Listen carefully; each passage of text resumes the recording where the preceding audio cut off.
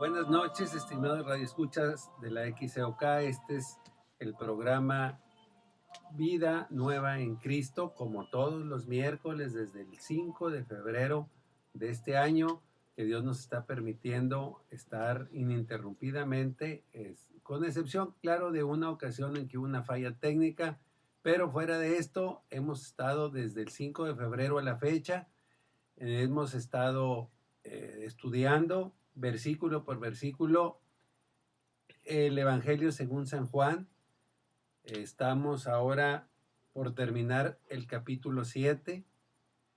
Si ustedes han estado siguiendo la serie, bueno, pues gracias por continuar con nosotros. Si es la primera vez que nos escucha, le invitamos muy atentamente que siga con nosotros el resto del programa, que son 57 minutos.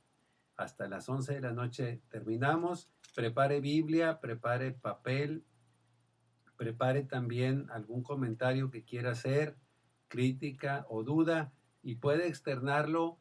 Se va a recibir llamadas por parte de nuestro hermano Hugo Sánchez, que está al teléfono, y les voy a dar dos teléfonos, dos números para que ustedes puedan comunicarse si así lo desean. Es el 83 77 95 73 y el 83 79 88 39.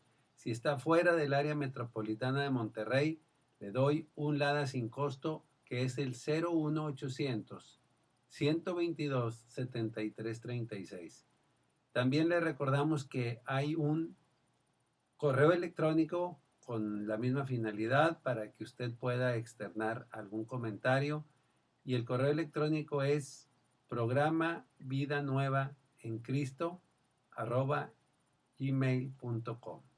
Ese es el nuevo correo. Habíamos tenido otro en el que se podía hacer los comentarios, ahora les estamos pasando a esto. Muy bien, estimado Radio Escuchas, vamos a cederle la palabra.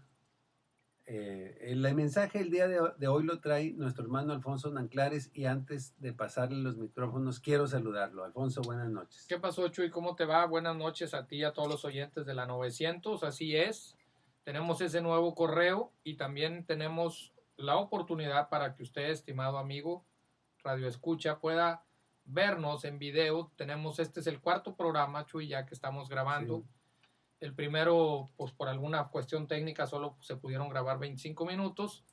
Y los otros, este va a ser el tercero, que primeramente el Señor se pueda grabar completo. Lo puede ver en YouTube a partir de mañana en la tarde, porque aunque no lo crea, sí es un poco tardado subirlos.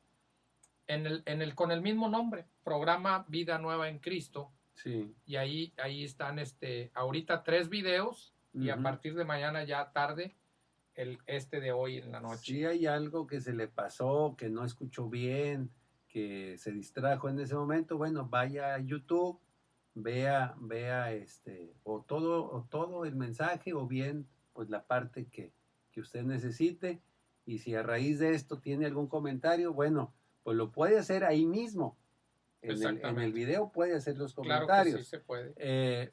Por correo también puede hacer los comentarios. Es que ahí está la invitación para que, si gusta participar, con todo el gusto del mundo vamos a recibir sus mensajes. Y aparte, próximamente, ya en muy corto tiempo, vamos a poder subir el audio. Tenemos el audio de todos los programas. Así Se han estado grabando todos los programas, como decías tú, desde febrero hasta la fecha.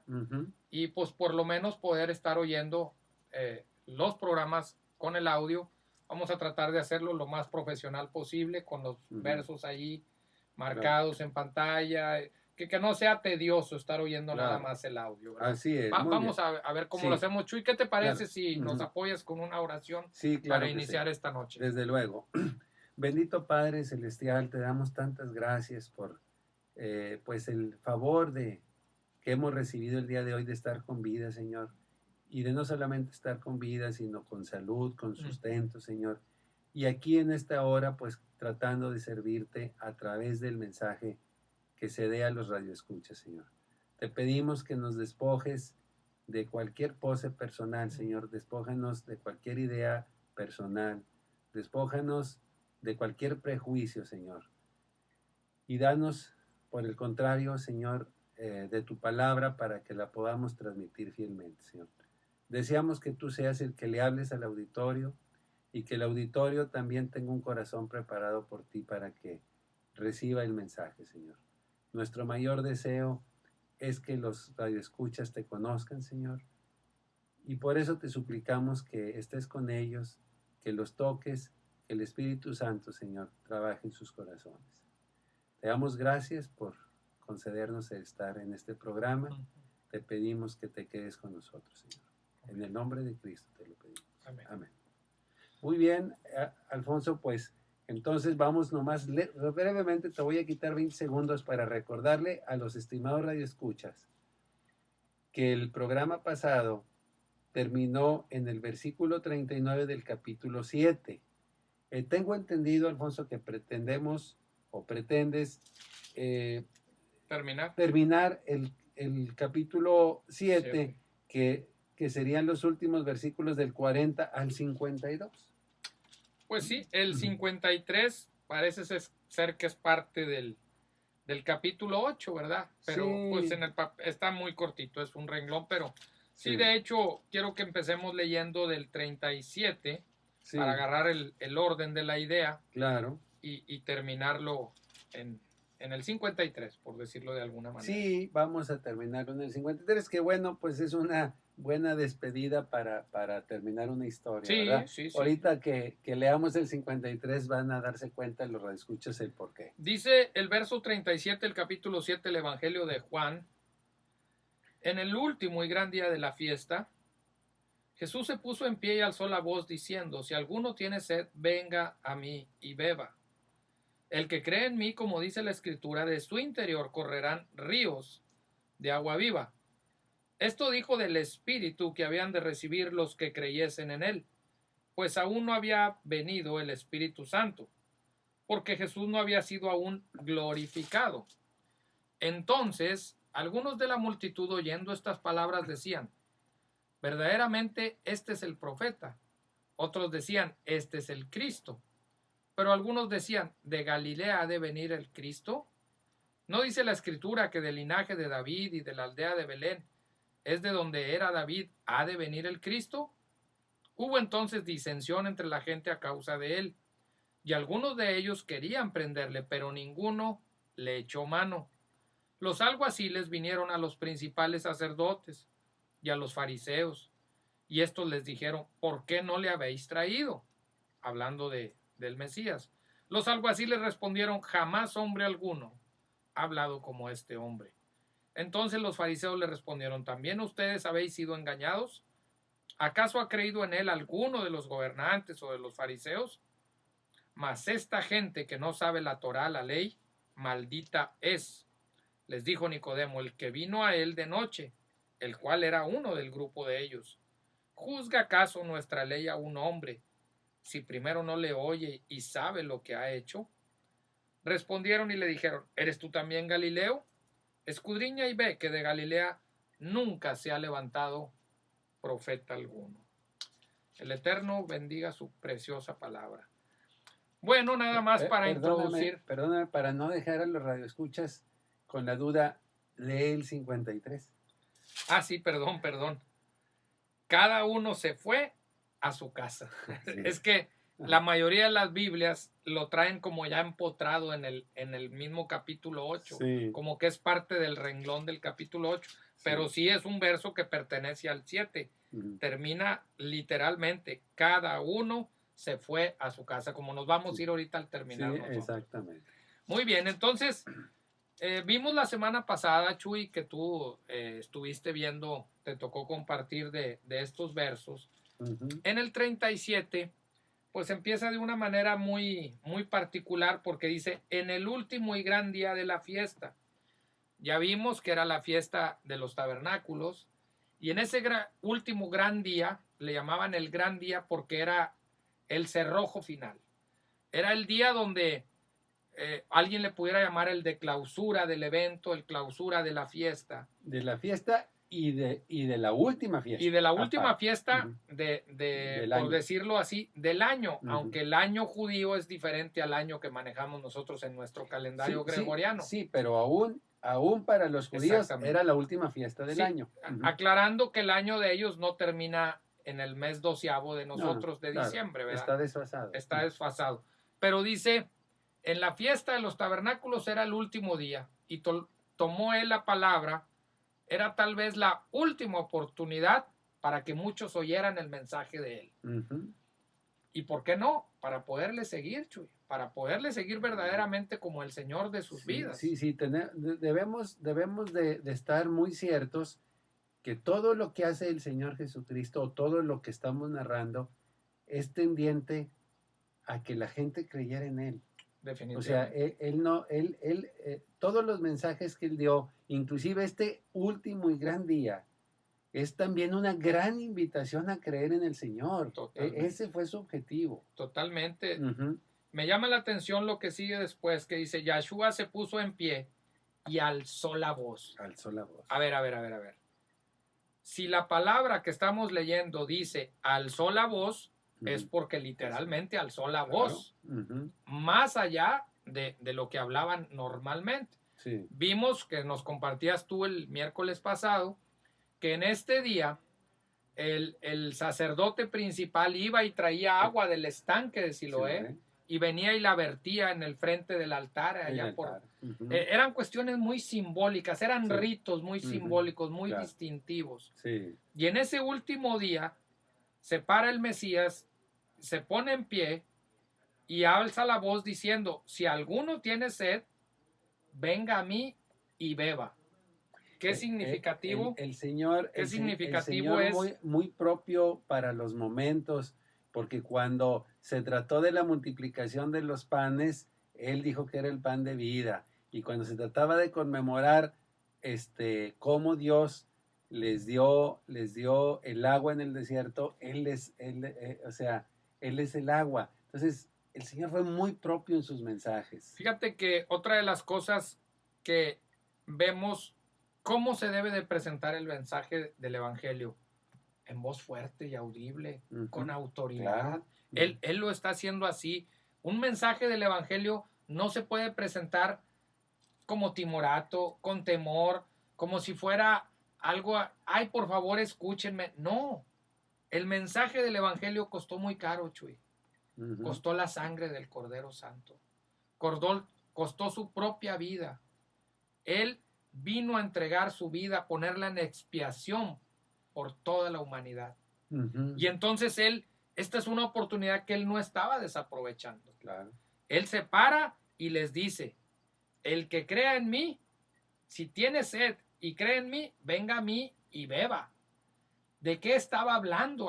O sea, ¿cuál era la analogía si ese día se estaba haciendo algo simbólico y ritual? ¿Por qué él habla precisamente de algo que tiene que ver con agua?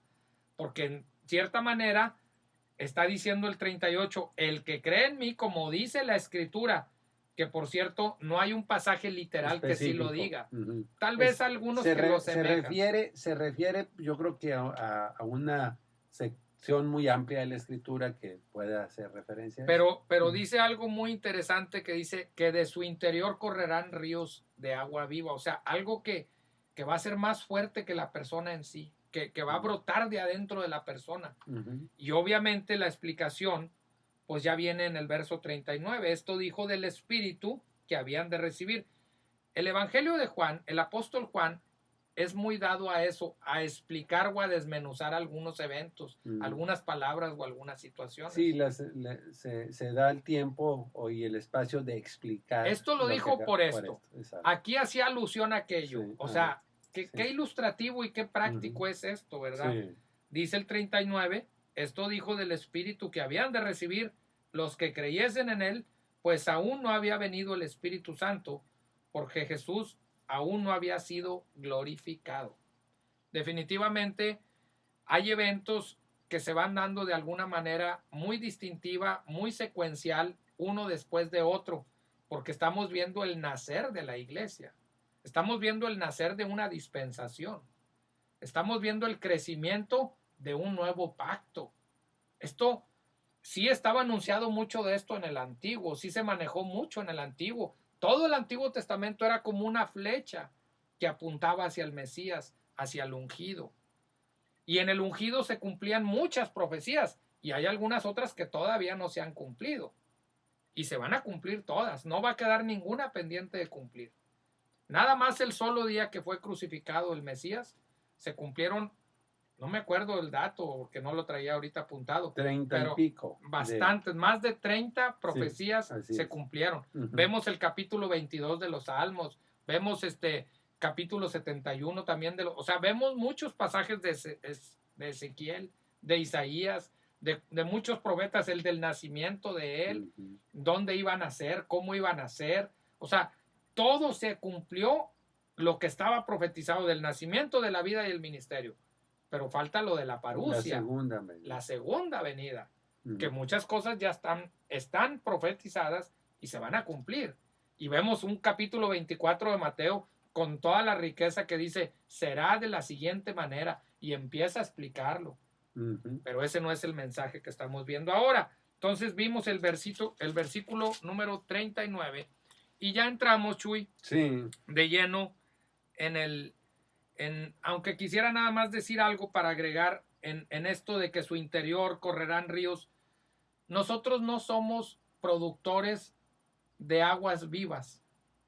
Nosotros somos como cisternas, somos como contenedores. ¿Te acuerdas que hay por lo menos 3 pasajes en el Antiguo Testamento que dice, me dejaron a mí fuente de agua viva y cavaron para sí cisternas rotas que no pueden contener el agua, se vacían, se derraman? Qué bonito ejemplo. Si pensamos ahorita, tal vez, estimado oyente, usted recuerda las épocas de hace unos 15 años para atrás, que teníamos escasez de agua en la ciudad de Monterrey. Un poquito más, unos 25 años tal que vez, hubo no recuerdo ya. una producción tremenda de tinacos. Todas las casas tenían un tinaco. Todas tenían su tinaco y era un negociazo ver todas las casitas nuevas ya con su tinaco.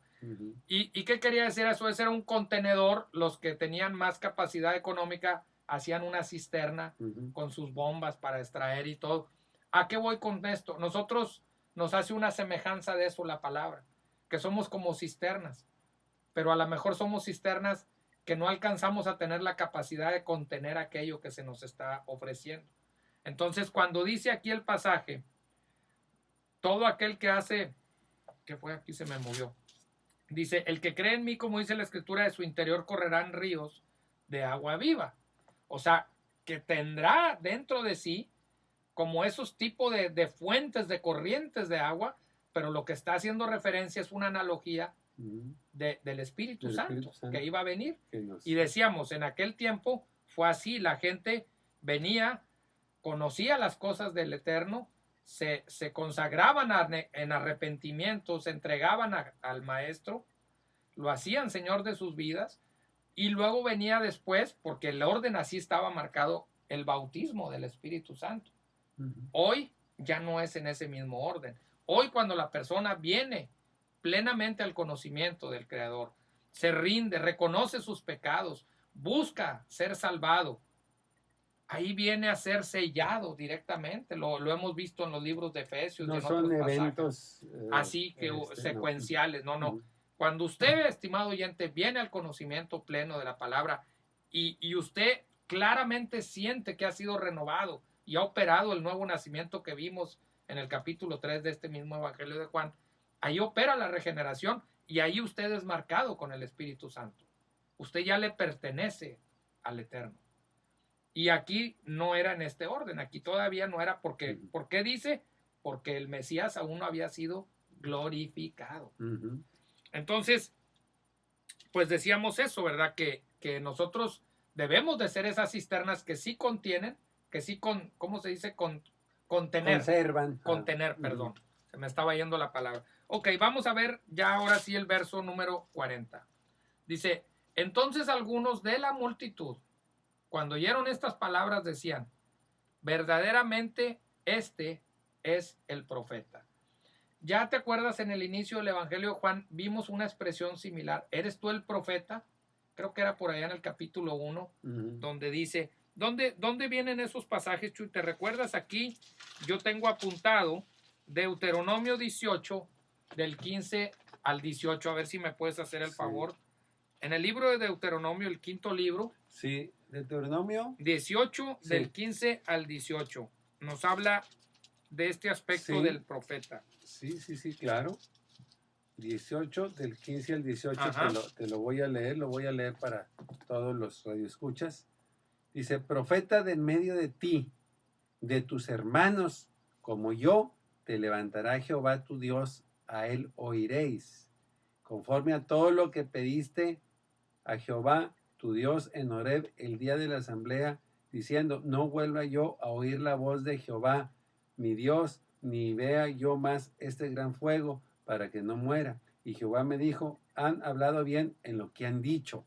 Muy bien. Se les prometió un profeta, pero humano. Sí, o sea, que iba a salir del pueblo, que iba a salir del judaísmo, de los hebreos. Eso tenía que haber sido una buena pista para los que andaban esperando un personaje misterioso. Para que descubrieran que verdaderamente este era el profeta. Sí. Sin embargo, ellos, algunos, dice aquí, pensaban, meditaban, verdaderamente este es el profeta. Quiere decir que eso estaban comenzando a creer. Así es. ¿Verdad? Otro pasaje, Chuy, es Hechos 3, 22 y 23, que nos habla también de este asunto de el profeta. Sí, Hechos 3, 22 y 23. Sí, dice lo siguiente. Porque Moisés dijo a los padres, el Señor vuestro Dios os levantará profeta de entre vuestros hermanos, como a mí, a él oiréis en todas las cosas que os hablare. Está haciendo referencia precisamente a Deuteronomio. Exactamente. O sea, Pedro les está diciendo eso. Exactamente. Entonces vemos que sí había promesa, sí había profecía de que iba a venir uno salido de la gente, de la misma raza hebrea, de los judíos, de la gente de Moisés. Iba a salir uno que iba a ser el mediador entre el Todopoderoso y los hombres. Vemos el siguiente verso, que es el 41. Ya vimos que algunos creían o parecían creer. ¿Qué dice el 41? Otros decían, otro grupo, este es el Cristo, el ungido, el Mesías. Pero algunos decían, como en duda, Chuy, como dejando la cosa en el aire, a ver, ¿de Galilea ha de venir el ungido? ¿Vendrá de Galilea? Fíjate cómo se levantaban bandos, unos pensando, sí será, sí lo creo, no lo sé, podrá ser posible. Vemos cómo siempre causa ese tipo de disensiones en los pasajes que vemos cuando se levantaba con autoridad el Cristo a predicar. Entonces, de Galilea ha de venir el Cristo. El 42 dice, no dice la Escritura que es del linaje de David y precisamente de la aldea de Belén, de donde era David, que de ahí es de donde vendría el Mesías. Quiere decir que ellos sí sabían. Esto viene en Miqueas 5:2. Quisiera que lo leyeras nomás para la referencia, porque me recuerdo ahorita mientras lo ubicas, Chuy, como en un pasaje Herodes, cuando vienen los magos y le dicen que venían a buscar al rey de los judíos, él le habla a los religiosos y le dice, a ver, ¿de dónde debe de venir? Y le dicen ellos, de Belén de Éfrata. De ahí debe de venir. O sea, ellos sabían que de Belén. Y ahorita comentábamos fuera de foco, fuera de micrófono, y tú decías un apunte muy interesante, tan sencillo como haberle preguntado, bueno, ¿de dónde naciste? Porque nosotros creemos que vienes de Galilea. Y ahí ellos, bueno, ya lo tiene 5.2, yo ahorita hago el comentario. Miqueas 5.2. Dice, pero tú, Belén Efrata, pequeña para estar entre las familias de Judá, de ti saldrá el que será Señor en Israel, y sus salidas son desde el principio, desde los días de la eternidad. Fíjate nomás qué tremenda profecía nos está diciendo el profeta Miqueas. Está dando a entender que de ese pueblito chiquito, pequeñísimo, insignificante en apariencia, exactamente, ¿verdad? Por el tamaño. ¿Qué quería decir Belén? Casa de pan. Casa de pan. De ese pueblito que se llamaba Casa de Pan, que pertenecía a Judea, de ahí iba a nacer el Mesías. Pero ¿cómo? Si Miriam, que es el verdadero nombre de María, y José estaban en otro lugar cuando ella estaba encinta esperando al Mesías, Pero ¿qué mueve? ¿Cuáles son los hilos que mueve el Todopoderoso para que sean trasladados allá? Allá era la ciudad originaria de José. Y entonces sale un edicto del emperador que dice, todos se tienen que trasladar a su lugar de origen para empadronarse porque se va a efectuar un censo. ¿En qué momento preciso sucede eso? El Todopoderoso mueve las cosas, mueve aún a los paganos emperadores para que hagan algo, que esta hermosa familia se traslade a Belén y ahí, en un humilde pesebre, nace el creador del universo, por el cual se sostiene y se sustentan todas las cosas. En medio de los animalitos, en medio de la paja, y por qué no decirlo, a lo mejor en medio hasta de excrementos de animalitos, de la manera más humilde y sencilla, el Mesías Redentor vino a enseñarnos cómo se vive con sencillez de corazón. Hasta en su nacimiento, Chuy. Fue impresionante. Y tan sencillo que le hubieran preguntado, bueno, ¿eres de Galilea? Bueno, sí. También estuve en Nazaret, pero nací en Belén. Ahí nací. Bueno, estamos especulando, desde luego. Yo cuando te hice el comentario, pues fue especulando porque nos fuimos un poquito atrás en la plática, Alfonso, hace un rato, te mencioné que a la mujer samaritana el Señor se le reveló sin más ni más, por así decirlo, válgaseme la expresión.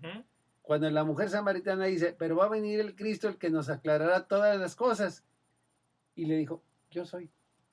Exactamente. Y la mujer creyó. Entonces, y se convirtió en evangelista. Exactamente. Entonces, ¿por qué estos grupos de antagónicos, unos decían una cosa y otros decían otra, ¿por qué no le iban a preguntar al Señor Jesucristo? Tan sencillo como eso. Ahora, yo lo traslado un poquito, si me permites, al día de hoy. Porque ahorita todavía hay dureza de corazón para creer en el Señor Jesucristo. Claro. Es inexplicable. Es exactamente. Pero es inexplicable que ya viendo nosotros teniendo este antecedente y lo que sucedió, se tenga la misma historia repetida. La gente, la tendencia de la gente es diciendo, porque a mí me lo llegaron a decir mis antepasados, diciendo, no, Jesucristo era de la India y Jesucristo fue, no sé, o sea, todavía no entendemos, ¿verdad? El siguiente verso dice, 43, hubo entonces disensión entre la gente a causa de él. Aquí vemos antagonismo, unos creían, otros medio creían, otros dudaban, otros de plano lo rechazaban. Así estaba la situación. Un apunte pequeño, disensión, ahí la palabra en el original griego da la idea de una tremenda pelea, de algo nada sencillo. Discusiones tremenda. sin fin. Se hizo un cisma, ahí da la impresión de un cisma muy profundo esa palabra. Entonces, no fue algo sencillo.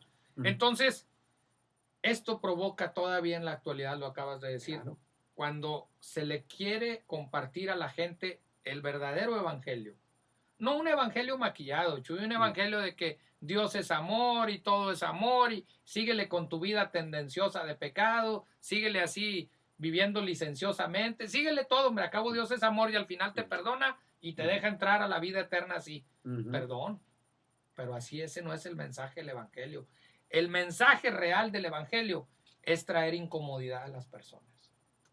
Es decirle a las personas que verdaderamente si siguen viviendo como están viviendo, van camino al infierno. Y eso provoca el mensaje del Señor Jesucristo. Incomodidad, mover de su zona de confort a la gente. Les mueve el tapete. Claro. A un grado de que se provocan esas discusiones sin fin, como las que tú estás diciendo. Y esto también nos da la pauta para poder marcar la media hora y ir a un pequeño corte de un minuto y medio y regresamos para que usted se acomode, tome un vaso de agua, una revista. Estamos en su programa Vida Nueva en Cristo. Regresamos, estimados radioescuchas. Les recordamos que estamos estudiando el Evangelio según San Juan, los últimos versículos del capítulo 7. Adelante, Alfonso. Bueno, vimos el 43, hubo disensión. El 44 dice, y algunos, no todos, de ellos querían prenderle, pero ninguno le echó mano. Vimos la semana pasada y la antepasada que el tiempo de nosotros no tiene nada que ver con el tiempo que el Eterno tiene determinado para cada situación. Hemos visto pasajes donde dice, pero aún no había llegado su hora. Vimos cuando los hermanos carnales del maestro le dicen, ¿por qué no subes a esta fiesta de la que estamos hablando? Para que te des a conocer y puedan saber quién eres. Lo que pasa es que lo hacían tendenciosamente, como tal vez pensando a ver si lo capturaban. Porque dice ahí Juan también, porque ni aún sus hermanos creían en él. Entonces, claro que dice, él les contesta, ustedes siempre están prestos a todo, están disponibles siempre, pero yo tengo otro tipo de tiempo. Hicimos la aclaración de que ese es el kairos. La medida de tiempo de nosotros es con el reloj cronómetro, por eso se llama cronos. Y la medida del tiempo del eterno Dios es kairos, por eso Él está desde la eternidad y hasta la eternidad. Él verdaderamente es el único que tiene la máquina del tiempo. Nadie más la tiene. Él puede estar en el ayer y puede estar en el mañana y está en el hoy. Así de sencillo. Entonces ese pasaje significa eso, pero ninguno le pudo echar mano. Y nos pasamos al 45. Los alguaciles vinieron a los principales sacerdotes y a los fariseos y estos les dijeron, ¿por qué no le habéis traído? Ahora, estos alguaciles, Chuy, me gustaría que leyeras el verso 32 ahí atrás. Sí. A ver qué dice para poder recapitular qué estaba pasando, qué andaban haciendo estos alguaciles. Dice, los fariseos oyeron a la gente que murmuraba de él estas cosas y los principales sacerdotes y los fariseos enviaron alguaciles para que le prendiesen. Esos eran enviados de los fariseos y de los sacerdotes. Fíjate, aquí voy a hacer un paréntesis. En esos tiempos quiere decir que el sumo sacerdote y todo el liderazgo religioso tenían guaruras. Sí, tenían alguaciles, tenían su propia policía. Guardaban el templo, su jurisdicción era el templo y los alrededores. Eran autónomos ahí un poquito. Un poquito les daba el César esa autoridad, les delegaba esa autoridad ahí. Sí, claro, hasta cierto punto toleraron bastante la religión judía. Sí, bastante. Tanto la toleraron que Herodes edificó ese templo. Claro. Y esto me da la pauta, Chuy, a pensar, hay algunos predicadores de los llamados televangelistas o prominentes, vamos a ponerlo entre comillas, predicadores que tienen guardaespaldas en la actualidad. Sí, debe haber, porque pues tienen mucho dinero también algunos. No estamos criticando. Ni estamos exponiendo nada más una verdad. Y no es el tema tal vez, pero sí, desde luego se han amasado fortunas también de eso. Y esto que pasa en la actualidad con algunos llamados siervos del Altísimo, ¿no es paradójico que son personas que hablan de fe, de dependencia del Creador, de estar completamente al servicio de Él? Qué paradójico que busquen un guarura, que busquen un guardaespaldas para que los esté protegiendo. Yo he visto algunos ahí en los canales, están predicando y tienen ahí a unos hombres laterales para que les estén cuidando. Qué curioso. Bueno, sí, es curioso. Ahí lo dejamos al criterio de usted, estimado Radio Escucha. ¿Qué piensa usted? Usted tendrá su propia idea de esto. A mí me llama la atención que como en los tiempos aquellos de hace 2000 y pico de años, hoy no han cambiado mucho las cosas. No. Los llamados líderes religiosos tienen que depender de terceros, cuando realmente la palabra nos muestra que un verdadero siervo del Altísimo no necesita quien lo ande cuidando. Depende del de arriba nada más. Y otra cosa, ¿qué dijimos que empezaba el verso 37, que era el último y gran día de la fiesta? Y los alguaciles que estamos viendo aquí en el verso 44, en el 45, perdón, dice, vinieron a los principales, obviamente no estaban en la fiesta. No debían de estar en la fiesta los principales y los fariseos. No, estaban acá, probablemente en el templo, esperando a que les trajeran capturado al llamado el Mesías. O sea que la obligación de ellos, por lo menos religiosamente o ritualmente, debía ser estar allá. Sin embargo, estaban acá, esperando que les trajeran ya prendido a este hombre para ver cómo le hacían un juicio sumario. Tan ocupados estaban, Chuy. ¿Qué te parece esa idea? Bueno, pues no estaban en lo que debieran haber estado. Qué tremendo, porque ya vimos que en el 32 sí, expresamente los habían mandado a sus policías para capturarlo. Nomás que veamos qué es lo que contestan estos tremendos alguaciles y les cuestionan diciéndole, ¿por qué no nos lo trajeron? ¿Por qué no le habéis traído prendido? Dice el 45. A lo que ellos responden en el 46. Jamás hombre alguno ha hablado como habla y cómo se expresa este varón, este hombre. ¿Qué pasó con estas personas? Fueron impactados con el mensaje de salvación. Fueron enfrentados con las palabras de poder del llamado Cristo, que les estaba diciendo verdaderamente, si alguien tiene sed, quítese de estar tomando agüita estancada.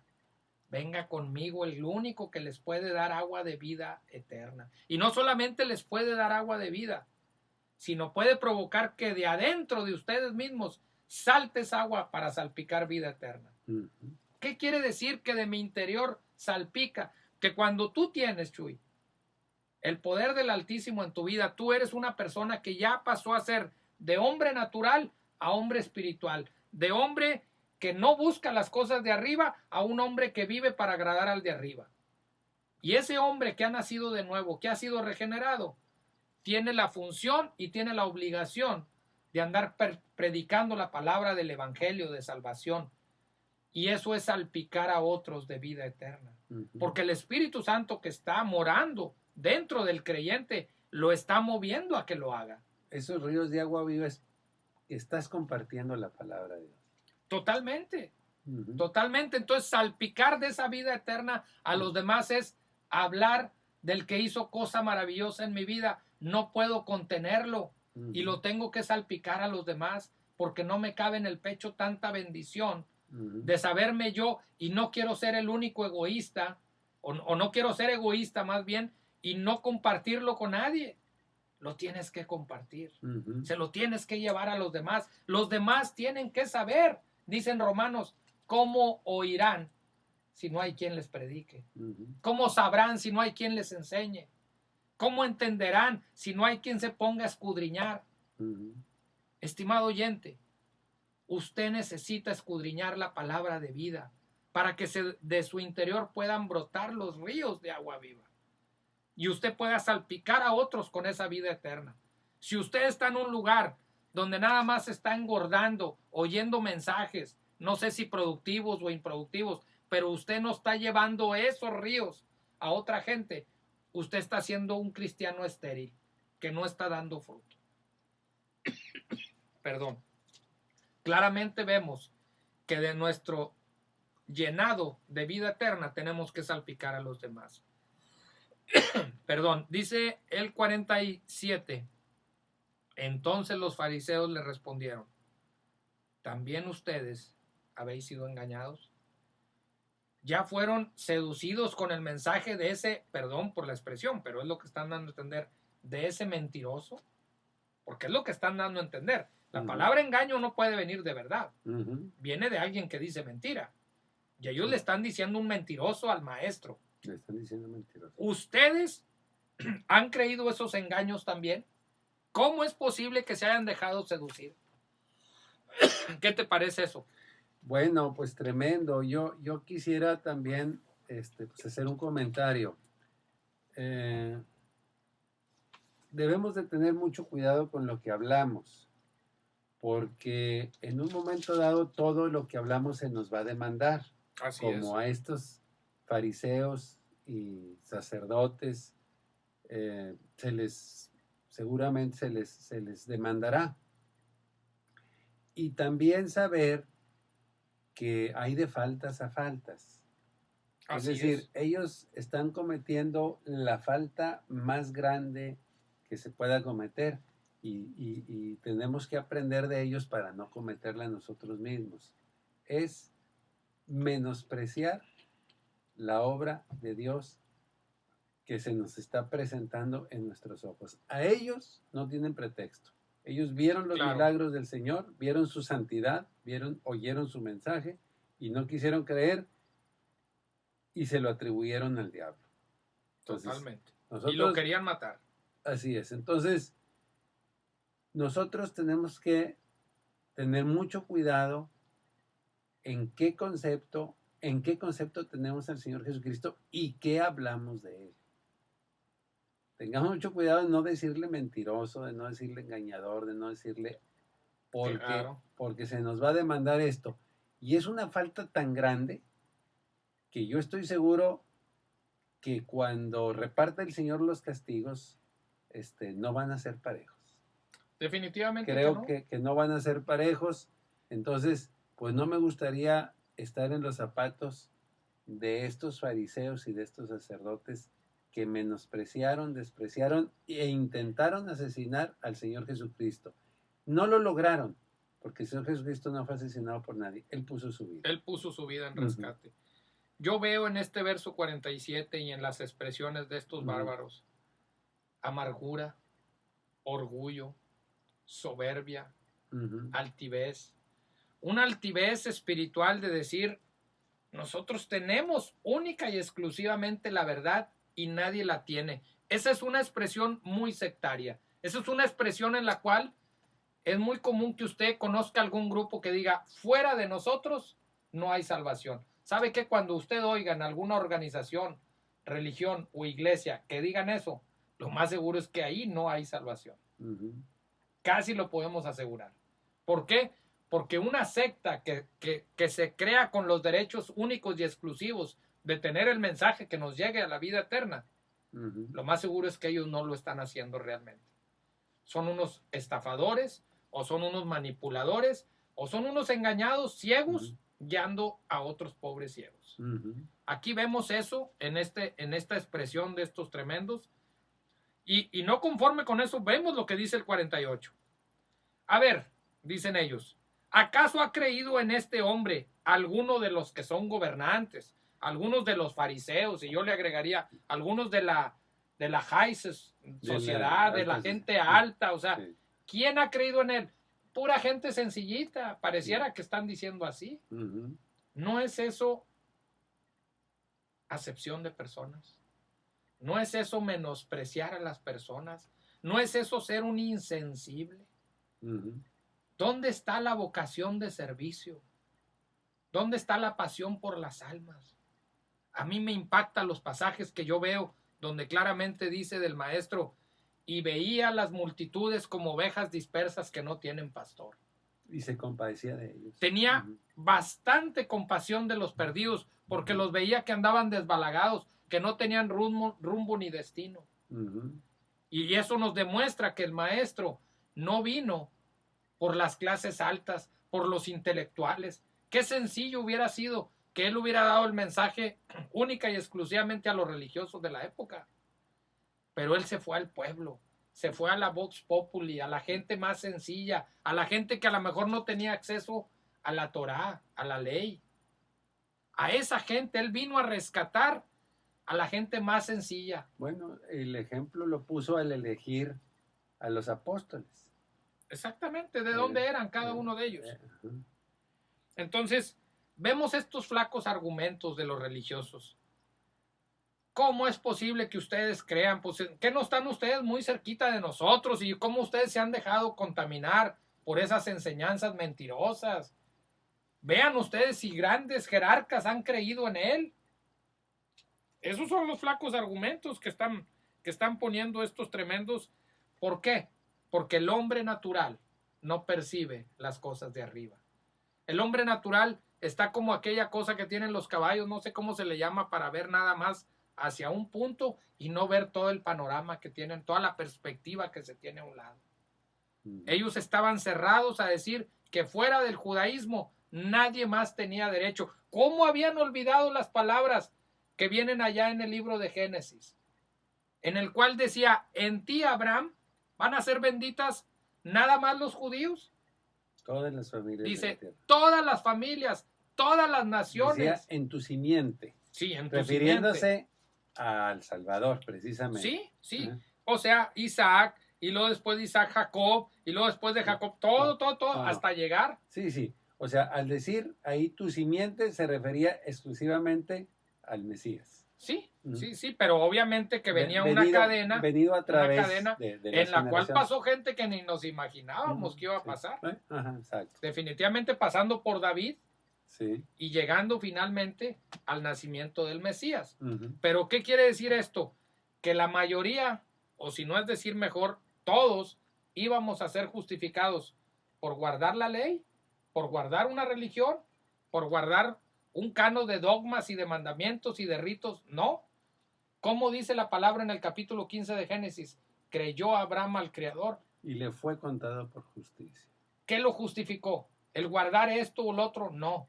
El creer verdaderamente con fe. Ujú. Pero no la fe que nos platican actualmente, Chuy. No Ujú. una fe en tal o cual situación, no. La única fe que le agrada al Creador es la que se tiene en su Hijo Jesucristo.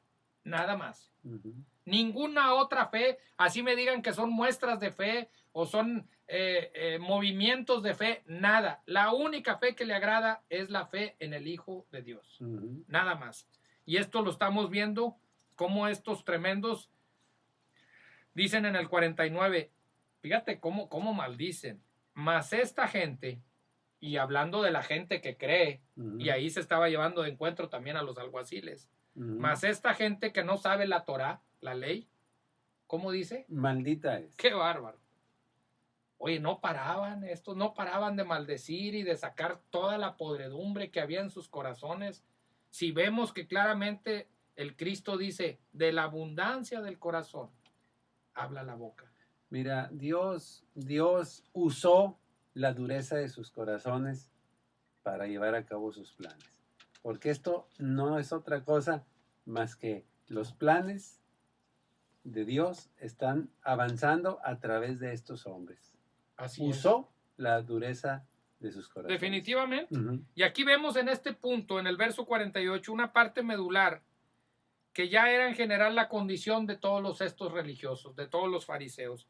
El afirmar que identificar o entender, o más aún el decir que se debe de ser docto para recibir las señales enviadas por el eterno Dios, es tener la mente limitada. O sea, ellos decían, si no eres capacitado, si no eres un docto en leyes, si no eres un alto de conocimiento, no estás capacitado para entender las cosas de arriba. Bueno, pues ellos mismos son el ejemplo de desmentir esto, porque ellos eran maestros de la ley y no la cumplían. Para nada. Pues querían asesinar a un hombre sin escucharlo. Entonces, ellos fueron los primeros que no cumplieron la ley y la conocían. Entonces, el hecho de ser muy instruido, pues no te garantiza en ninguna manera que cumplas la ley. O en este caso que cumpla la ley, pero en otro caso que creas en el Señor a través del conocimiento. Fíjate que quiero que vayamos, Chuy, al capítulo 18 de Lucas, allá atrásito. Uh-huh. Me llama mucho la atención cómo estos hombres se autojustifican que ellos eran los únicos non plus ultras, los únicos que eran preparados para recibir el mensaje celestial. Sí. Y vemos cómo los etiqueta a este tipo de personajes nuestro Señor. Veamos a ver el verso número 9 de Lucas y lo leemos rapiditamente esta historia hasta donde se acaba. Sí, a unos que confiaban en sí mismos como justos y menospreciaban a los otros, dijo también esta parábola. Atención a quién se lo está dirigiendo. A los que confían en sí mismos como justos y menosprecian a los otros. ¿Qué hubo? ¿Verdad? A ver. Muy bien. 2 hombres subieron al templo a orar. Uno era fariseo y el otro publicano. El fariseo puesto en pie oraba consigo mismo de esta manera. Dios, te doy gracias porque no soy como los otros hombres, ladrones, injustos, adúlteros, ni aun como este publicano. Que está aquí enfrente de mí. Ayuno 2 veces a la semana, doy diezmos de todo lo que gano, mas el publicano estando lejos no quería ni alzar los ojos al cielo, sino que se golpeaba el pecho diciendo, Dios, sé propicio a mí, pecador. Os digo que éste descendió a su casa justificado antes que el otro, porque cualquiera que se enaltece será humillado, y el que se humilla será enaltecido. Qué tremenda parábola se avienta aquí. Perdón por la expresión de se avienta. Que nos relata aquí el Señor. Narra el Señor. A unos que confiaban en sí mismos, se como creían justos. Muy justos, y no conformes con eso, menospreciaban a todos los demás. A esos les refirió esta parábola. Y los estamos viendo aquí en el capítulo 7 de Juan, claramente, porque este hombre dice, el fariseo puesto en pie, oraba consigo mismo, o sea, se preguntaba y se contestaba y él solo se decía todas sus bondades y finuras yo que creo tenía. que al decir consigo mismo quiere decir que no lo hacía en voz alta, y el fariseo lo estaba haciendo en voz alta, como era el estilo de los fariseos, para que la gente los oyera, Para que estaban impresionar, orando, para que dijeran qué hombre tan piadoso. Así Y es. decía, Sí. Dios, te doy muchas gracias, porque no soy como los otros. O sea, fíjate en el nivel que se ponía. Sí. Yo soy el verdadero hijo tuyo. Sí. No soy como los ladrones, no soy como los injustos, no soy como los adúlteros. Es más, ni siquiera como ese publicano. ¿Quiénes eran los publicanos, Chuy, de ese tiempo? Pues eran los cobradores de impuestos, que eran malvados, abusaban. El pueblo los odiaba. Y servían a Roma, ¿verdad? Entonces yo creo que aquí, pues, un mensaje que puede quedar para los radioescuchas y desde luego primero para nosotros, es que no nos creamos justos, ni nos creamos buenos, ni superiores a nadie, ni nos creamos mejores que nadie, porque no lo somos. El día que creemos que lo seamos, creo que estamos rotundamente equivocados. Así es. Fíjate, dice este fariseo de sí mismo, ayuno 2 veces a la semana. La ley decía que se debía de ayunar 1 vez a la semana. Pues decía, yo ayuno 2 para que vean que yo las puedo. La ley decía que se daba diezmo no de todo, porque el diezmo ¿para qué servía? Era en especie para el sostenimiento de la tribu. Era un impuesto, por así decirlo. Era un impuesto provocado en la misma ley, viene por allá en Deuteronomio 14, de hecho se le llama la ley del diezmo. Y dice, indefectiblemente diezmarás de tu trigo, de tu grano, de tus bueyes, de tus vacas, todo lo que pasaba por debajo de la vara, pero no totalmente. Nomás lo que pasaba por debajo de la vara. Y entonces, era tremendo, diezmaba de todo. O sea, notemos que aquí se estaba bajo la ley. Y entonces él hacía de todo lo que ganaba, él daba diezmo. Y el publicano, pues, que se conocía pecador, perdido, sin esperanza y sin fe, estaba lejos, no quería alzar los ojos. Es más, se golpeaba el pecho y decía, con un corazón contrito y humillado, perdóname, Señor, no merezco ni siquiera levantar la cabeza para verte. Y me gusta la parte final porque dice el 14, les digo yo a ustedes que buscan justificarse con sus obras, se creen justos y superiores a los demás, les digo esto, el que se enaltece será humillado y el que se humilla será enaltecido. El que de corazón contrito y humillado se acerca a mí, yo no le echo fuera. Dice que él bajó justificado. ¿De qué le sirvieron las obras al fariseo? ¿De qué le sirvieron dar tanto diezmo? ¿De qué le sirvió tanto ayuno? Tenía un concepto erróneo de sí mismo. Totalmente. Y las expresiones que capturé aquí yo de este hombre, no soy como los otros, yo soy mucho mejor que los otros y soy 1000 veces mejor que los demás. Vámonos al último libro de la Biblia, que es Apocalipsis, el libro de Revelaciones. En el capítulo 3, verso 17, Chuy. Sí. Me gustaría que lo leyeras, por favor. Sí. 3:17 es uno de los mensajes a las 7 iglesias. Sí. Dice, porque tú dices, yo soy rico y me he enriquecido y de ninguna cosa tengo necesidad, y no sabes que tú eres un desventurado, miserable, pobre, ciego y desnudo. Ay, qué tremendo. ¿Cómo empieza el pasaje? Le dice el Señor a esta iglesia, a la iglesia de la Odisea. Sí, le dice, tú dices de ti mismo, soy rico. Y de ti mismo dices, estoy enriquecido y no tengo necesidad de nada. Pero te digo tu verdad. No sabes que eres desventurado, miserable, pobre, ciego y desnudo. Esto pareciera que es el mensaje de la iglesia actual. Dicen los dispensacionalistas que esta es la iglesia actual. Sí. Que así está la condición de la iglesia actual. Los mensajes a las iglesias sucesivamente fueron revelando lo que iba a venir, y correspondía al actual. Correspondería al actual, y no está muy lejos de ser así, ¿verdad? No, tenemos todo, tenemos al Espíritu Santo, tenemos las manifestaciones, tenemos los dones, y la verdad es que el Señor dice, eres desventurado, miserable, pobre, ciego y desnudo.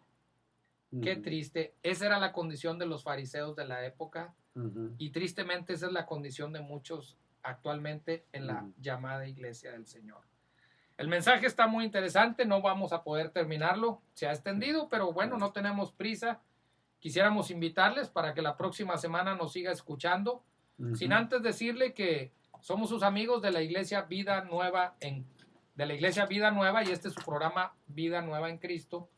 Y estamos ubicados en la calle Río Conchos número 106, en el fraccionamiento Bernardo Reyes en Monterrey. Tenemos otras 6 o 7 congregaciones dispersas por la ciudad. Si tiene alguna duda, algún comentario, alguna crítica, nos puede mandar al correo que ya decíamos, que es Vida Nueva en Cristo, programa Vida Nueva en Cristo, @gmail.com. Y el programa lo puede ver a partir de mañana, el de hoy, los demás en cualquier hora lo puede ver en YouTube, en programa Vida Nueva en Cristo. Y por fechas, váyase por cada miércoles, lo puede ver. Esperamos que este mensaje haya sido de su agrado, que nos pueda acompañar con su atención el próximo miércoles y que pase muy buenas y bendecidas noches. Hasta la próxima, Chuy. Buenas noches, hasta la próxima.